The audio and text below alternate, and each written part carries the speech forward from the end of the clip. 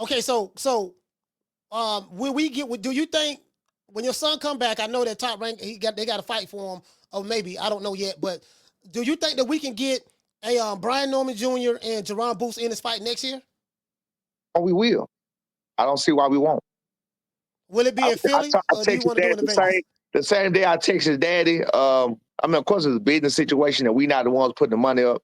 But I texted daddy and I told his daddy, I told him to hit like a girl. And then he, laughing, or whatever. I was like, yeah, no, y'all still cool with me. Like, yeah, no, I ain't got nothing respect for you. And then we was like, because I was telling him the reason I even texted him in the first place because he keep doing interviews like he didn't know that we wanted to fight. Or they don't want to fight. Motherfucker, you knew we wanted to fight. I was texting you every single day. I text Bozy every single day of that negotiation. I told him what was going on. I told him where we was at. I said, look, man, we've been waiting. It's been 7 days. They ain't respond. I told him what was going on. I said, get on him, man. I know time running out, blah, blah, blah. I'm telling Bozy this. Thank you, brother. But I got the screenshot, but I don't believe in doing that shit. But if I get pressed and he get to talk some other shit, I'm going to put him out there. You know what I'm saying? Like, look, and get on them, let them know, man, so we can go and get this done, blah, blah, blah. Because we had a potential, our opponent we got right now, we already had a potential opponent set up anyway. But Boost was a bigger fight, so we was gonna take that fight instead. You know what I mean? So anyway, so I mean, like I said, I text Boost in the first place, telling him, hey man, let's get it done. Get on Eddie. I'm telling you, they bullshitting y'all. I don't know what they telling y'all, but they not even responding to us. They said they didn't get the offer, blah blah blah. We sent them offer. I called you. I sent the offer. All right, brother, I'm gonna get on them. I'm gonna make sure they quit dragging their feet. Cool. I got all those text messages. So what he said after that was, I was like, all right, well, shit. He said, oh, when I said he hit like a girl, he's all right, well, come prove it or something like that. And I was like, I said, I'm down with it. I said, well, let's do this then. I said, I heard y'all say, I said, because my only problem is Philly. My only problem is going to Philly. I said, I'll tell you what. But you offered to go to Philly. Listen, if we go to Philly, you're going to have to pay us to come to Philly. We will go to Philly. Yeah, I see what you're saying. I don't have a problem going to Philly. That's not an issue. You're going to pay us, though. Yeah. Why would we want to go to Philly and deal with all of that bullshit with that and dealing with a fucking 119? Come on, bro. Who wants to deal with that? My son is a world champion. Y'all making me, people, the fans are making him my son superior, but he not.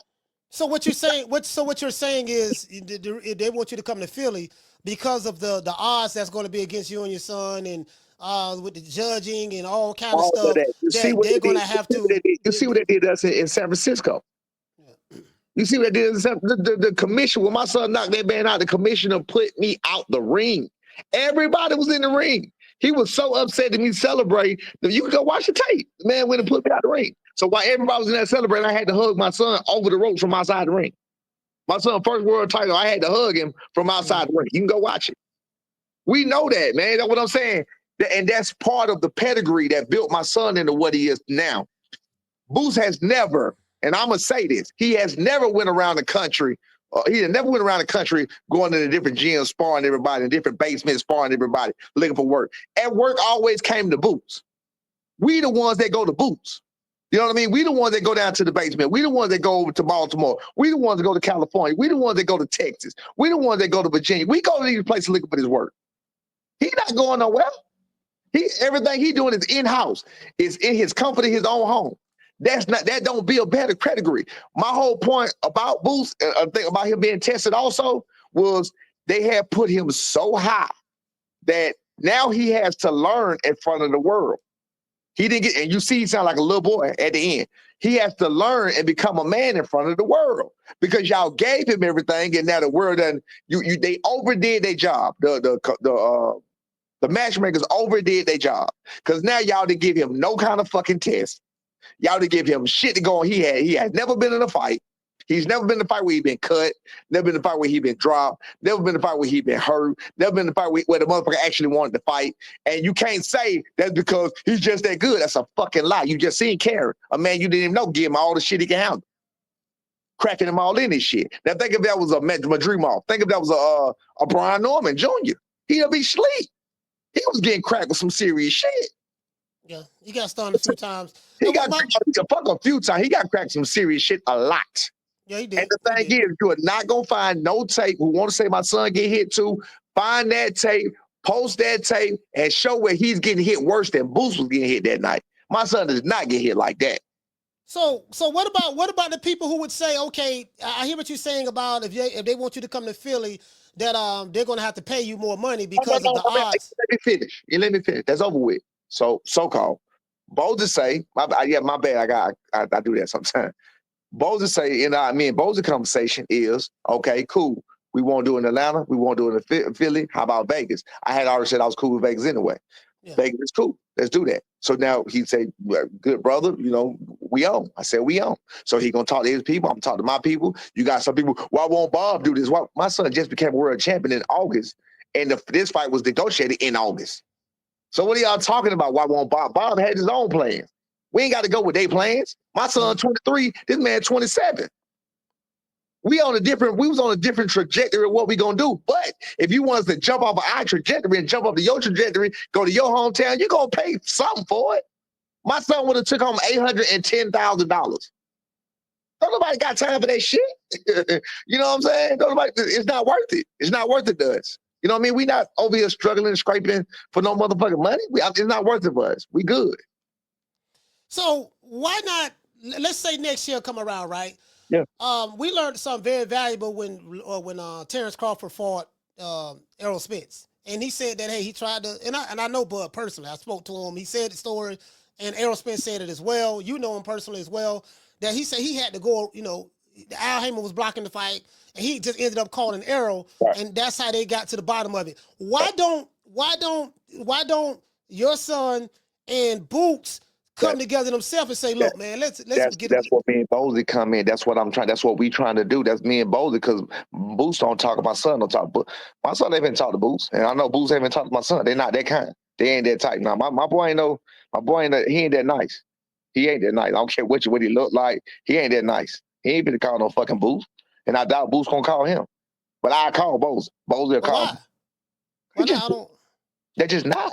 They're not that type of people. They're not that nice. Like I'm not gonna call you on the phone talking to you nice and shit like that. I'm just letting you know. And that's on both of them. I don't think either one of them are that nice. I'm not just saying one or the other. I don't Yeah, but think. what does that have to do with business? Being nice has to do with Are you hearing business. what I'm saying to you though? I'm the mouthpiece for my son. Okay. Both the mouthpiece for his son. Okay. All right. I got you. These are kids you're talking about, right? These are kids you're talking about. We know what we do. We right here with our kids, so we know what our kid want. He right there with his kid. He know what his kid want. You know what I mean? Well, Boots are damn near. What Boots? What 27, 28? His And dad your still, son is his dad still talk for him. yeah. And what your son is what 23, 24, something like 23 that. years old. All right. So you're confident that we can get this fight next year between Boots I and don't see. I don't see why we won't get this fight next year. We coming for them. Like we calling for them. We gonna if we do what we supposed to do, or after we do what we supposed to do with Derek Cuevas in March or February, whenever they decide to go ahead and set this fight to make it happen. We're looking to go on like I said, a destruction street. We're looking to go on a destruction street. We're not winning in just minuscule fashion. Nah, we taking shit out. We wrecking ball. We wrecking shit. We're gonna make it a point since everybody want to talk, everybody want to look. I got some battles to win. One of the battles we gonna win, we gonna show you what power really is. And my son got it. You gonna hear you have heard the stories. If you know anything about boxing, you have heard the stories about my son. You will continue to hear the stories about my son. Mind you, he was 20, 21 when these stories was told. So now he's just getting older. You know what I mean? Uh, Shit, you got Steve Cunningham just yesterday. I called him yesterday because we had a situation where he was in the gym. You know, Steve Cunningham is a Philly boy. You know what I mean? I called him last night. I was like, I said, I didn't realize that you was a Philly boy. He was like, yeah, man, because he be on my boy Adrian Clark, my homeboy Adrian Clark shit. I was like, I did not know because I was telling him that Steve was in the gym. So I was like, it was based on what he saw. Like my son fucked some shit up. Heavyweight, knocked the heavyweight out. This was the debut's fault. Not the drop. Stopped the heavyweight Saturday. Stopped another guy. Fucked him up to the second round. 154 pounder to the head and to the body. And the last 154 he made it by holding. Anyway, Steve Cunningham was in there. He saw that shit. It's not about what he's doing. It's about delivery, and you hear them sounds sounding off. I asked him. I said, "You seen Boots fight? You a Philly boy?" He said, "Yeah, I've seen Boots plenty of time. Do my son hit harder than Boots?" He said, "Hey." I asked him. I told Mill City last night because he know him. I told him to call him. I said, I said, you ever seen my Boots deliver anything like that? No, hell no. He said he didn't know. He said, "No, your son definitely hit harder than Boots. My son 23, Boots 27. He said your son definitely hit harder than Boots. That's not even a question, bro. Not even a question. And we gonna make that evident. We gonna make that evident for all these people talking shit in the chat and all on the comments and everything else. Man, y'all been eating so much crow. Listen to me. This is my face card that I'm sitting on. I did these same interviews with Giovanni Santillon. People was doing the same thing with Giovanni Santillon. I said, my son gonna fuck him up. I said, my son gonna fuck him up. I told him that. People was doing the same as that thing, under the same thing. Then when he did that, he got a little fanfare. And then, Boots' name came up. Oh, ain't no way. You just mad because we said we'll fight the man. We are going to fight the man. We coming for him. He don't have to come for us. Boots don't stand a chance. I'm telling you. He don't stand a chance. Okay. Listen, because you saying a whole lot right here. We got a whole lot to unpack. Yes, sir. So I understand that Brian Norman Jr. is his son. I get that, right? But you're saying a whole lot. You gonna knock Boots out, and you gonna do A, B, C, I never said that before. I didn't say that last time. Yeah. So what makes you so confident this time? Because I see how easy he is to hit, and I know what my son delivering. And I know Boots don't like to fight. So this is one of the battles that we're going to win. I told my son we got a lot of battles to win before we win the war. So the battles that we're going to win is we're going to test his manhood. What I mean by that is I'm serious. What I mean by that is in the press conferences and shit like that or whatever, you're going to hear us call him a pussy. You're going to hear us telling me he hit like a bitch. You're going to hear him tell I bet you won't stand there and fight him. You're going to hear us telling all the things that we know for a fact he don't like to do. He does not like to fight. Watch me, he'll grab and clean. I told you. Remember I told you about the last time we talked? I told you him and my son got a common opponent, and he did 3 rounds with the guy. My son dropped him 3 times and stopped him in 1 minute and 31 seconds. Yeah, I remember that. Yeah, I told you about that. And I realized in that fight, I watched that fight, I'm like, bro, you sitting here grabbing, holding this man, bagging up from this man, doing reflexes and shit, doing matrix shit from this man. My son I sent it to you, didn't I? Yeah, you sent it to me. Did my son wipe that motherfucker out? Yeah, but the thing is, this is I don't know that. Yes or no? Did my son wipe it out? Wipe him out? Yeah, he wiped him out. Wait. Not only did he wipe him out. Did you see how that man looked up at him like he was like a scared fucking dog to get up on the 3rd round? If you don't believe, you can go back to our text message and watch it. Go watch the very end. That man was afraid to get up. But what does that have to do with Boots, though? Because Boots sat in there with this man and gave him a fight. That's what he got everything to do with Boots. So I'm like, bro, if you sit there and you make this a competition, you made it a competition for 3 whole rounds. You weak. If you allow this man to back you up, you allow this man to make you grab him, hold him, clinch him, you allow this man to make you dodge and do all this. My son didn't allow that man to do shit. My son didn't allow that man to punch. Go watch it. I sent it to you. He couldn't even punch. My son knocked him through the ropes 1 time. You'll see he was like timid to get back in. Then he dropped him again for 1 minute and 31 seconds. That's with the 10 count. The man was out of there. 1 minute and 31 seconds of round 1. Boots went 3 rounds with this nigga. That's a fucking bomb. So again, I'm talking big shit now based on what I know. Boots can be hit. Boots don't like to fight. Boots don't have no power. His legs, he gets stuck in mud. So when you laterally move him, you can get around him very easily.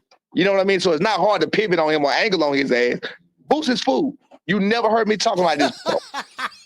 You never heard me talking like this. You say Boots is food? He fool. You never heard me talking like the last time that we spoke on here, I was not talking like this. Boots is fool. Hey, listen, B. Boy, you talking some big shit now, because people gonna be looking like I want to see this fight, because let me tell you, with his style and what I seen, and this Boots, with his style and what I seen, he's more fool than I think a Stanionis. And I know this shit sound crazy, but again, this man ain't been tested. These people I seen fight. These people I seen in a fight. I watched Stanionis in the fight. Stanionis come back. Stanionis like to fight. You know what I mean? I think this man fool. I think Stanionis is a tougher opponent than Boots. So okay, Barrios is a little different because he's a little taller. Barrios is a little different. I would have to watch him. I ain't watch him enough, but I know with Stanionis in particular, because we really was trying to fight Stanionis. We had a little they gave a little offer / phone call, like, would you be interested? We said, hell yeah. I went and watched him and I went and studied Stanionis. I think that's some type of fight for us than Boots, stylistic wise. I was going to say that because styles make fights, so Right. you're going off of you know the I forgot the name of the other fighter that you knocked through the ropes. The one that you said that was. Oh, Damian Fernandez. No. It's the fact that Boosie, the guy Damian Fernandez. That's a guy. It's the fact that Boosie even let him stay in there. Like, why the fuck are you playing with your food? Why is he in here with you? No, but hear me out though. Hear me out though. Go ahead. No, I was just saying his dad had to yell at him. His dad was like, "What are you doing? Go look at it." Yeah. I saw that. But my thing is, Boots did say at the the post-fight press conference that as he get better competition, he will perform better. Me personally, I think that he has some damn good competition in front of him with Karen. So he said that he raises his level of competition based on his opponent. Now, I mean, I think that's some bullshit myself. You ready for this? You ready for this? But hear me out. You ready for this? Go ahead. So we've seen him look tremendous before, right? Yeah, he looked real good. Yeah. We've seen him look damn good before. Now, the competition that we seen him look damn good against, was it better than Karen? No. So you were in the ring with your best competition, but you telling the people that you're gonna up your game with the better your competition get. Motherfucker, you was in there with the best competition you ever been in there with. Not to mention, he did several interviews saying about how many tools he got in the toolbox. He got something for everything. He don't have a problem making weight. You got people making excuses for him. That man has done every interview he ever did until the one after the fight. He said he had no problem making weight. He was fine at 47. He was fine with the weight cuts. Now all of a sudden, well, I guess it is. Nigga, that's just something for you to hang on, bro. Y'all giving the man excuses. You giving him passes. Cameron was his best opponent. The last time he fought Cameron, it was his best opponent. He looked like shit against him. This time he fought Cameron, it was his best opponent, and he looked like shit against him. So when the fuck are we looking for him to look? Who did he fight that was better than Cameron? Nobody. So how can you say he looks better with better opponents when he ain't had a better opponent?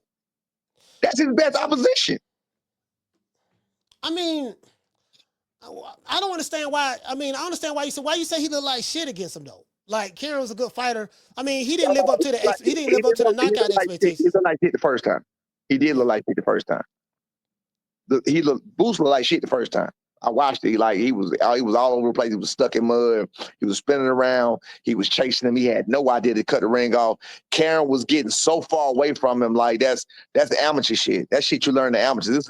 If I had a big enough, I could show you. Like, it's drills I used to do with my son where you spin a motherfucker around the ring and you show him how to cut that shit off. Like, that's easy work. That's fucking 10-year-old work. I'm not lying. It's 10-year-old work to show him how to cut the fucking ring off. That was the most amateur shit. That's the first fight. He looked better fight-wise as far as combinations and shit because, of course, Karen was standing there. It was more of a fight to me this time because, of course, Karen was running or whatever else. But he was still picking his ass off the first time, too, though. But he looked like shit the first time. And he looked like, you can say he looked like shit this time because his defense was shit. His defense was shit. He was getting clocked. Same thing about the stationary. Karen will move to the side. He'll still be standing there looking the other way. Go watch the fight again. Watch Boots fight again. You're going to see Boots looking one way. I always tell my son that when a person locked down, his knees locked, you're going to see Boots looking one way. Karen is way over there. Karen got already over to the side. And you ain't even began to move yet. So he over here. You throwing a punch. You ain't even began to move yet. You ain't begin to pivot yet. You're not even on your pivot. When you boxing and you doing boxing, your pivot foot is up in a pivot form. It's where you pivot. It's fast. You know what I mean? But his foot is so fucking locked, he can't pivot. Go watch him. Watch his front leg. I employ anybody. I'm telling y'all the game plan. I'm telling you the game plan because he can't fix it. If he fix it, he's gonna be a whole different boxer. And he really gonna go to sleep more. He can't fix it. Go watch his leg on any fight that he fight. Watch his leg when he punch. He locked that bitch down. Go watch it. Front leg, left or right. No matter which stance he in, he lock it down. His leg is locked back like a girl. How the girl used to be back in the 80s. How he used to lock their knees back. Hey, look, bro. Bro, come on. I'm gonna be the villain. They gonna be on your boy. Hey, boy, them Boots fans are gonna be on your bumper, boy. You get real. Hey, you thought you were getting death threats last time, man. Shit. They gonna be at my gym with the motherfucking tiki talkies and shit. Hey, Hey, look, man, because you saying a whole lot of stuff now. You giving away game plans, Giving away boosters. because ain't shit he can do about it. He fucked up, bro. He dead in the water. He dead, bro. He dead. You talking cash shit, bro. Listen to me. What you talking cash shit? With Giovanni Setion, I was so confident, and I felt it in my spirit. I was so confident. That's why I bet so much money and I won so much money. Right? Listen. I feel more confident in this fight than I did with Giovanni Setion because I see more flaws. Listen, I see more flaws in Boots that I do right now than I've seen in Giovanni when I was watching him. Because I watched Giovanni fight. Giovanni had been tested. I watched Giovanni get hit. I watched him count. I watched all of this shit. I watched what people do. I just watched Boots when he got hit. Now, I will say this, though. This should make him a better fighter. This is a test for him. And this is the kind of shit he should have been dealing with on his come up during his 33 fights.